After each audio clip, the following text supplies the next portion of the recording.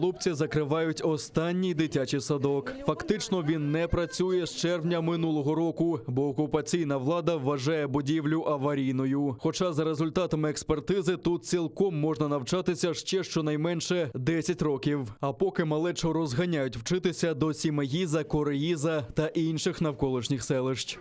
Наших детей нигде не ждут.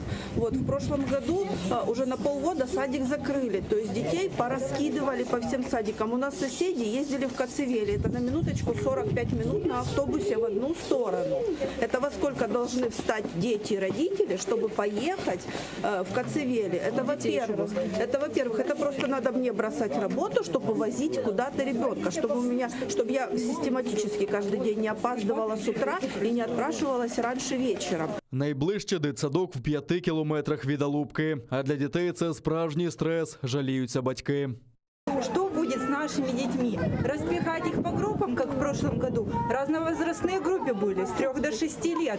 Как это? Взрослые дети, малышей обижали. Об образовании в такой группе не идет речь, потому что это невозможно организовать образовательный процесс в группе, где такие разновозрастные дети. Да и в принципе Второй дети момент. страдают. Да, они страдают, они плакали. Очень тяжело ребенку понять, что происходит, почему его не ведут к воспитательнице, к которой он вот-вот только привык. Яка подальша доля Алупкинського садочка, невідомо. Окупаційна влада ігнорує запити місцевих жителів і вже рік обіцяє виділити ділянку для нової будівлі. Але люди в це не вірять. Мають підозру, що хтось накинув оком на вартісну землю південного узбережжя.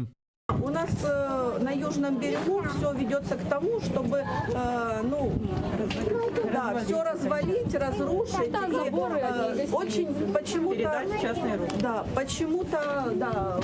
ничего не делалось многие годы, и все идет к тому, что просто его признают аварийным, выставят на торги, купят какое-нибудь частное лицо и построят гостиницу.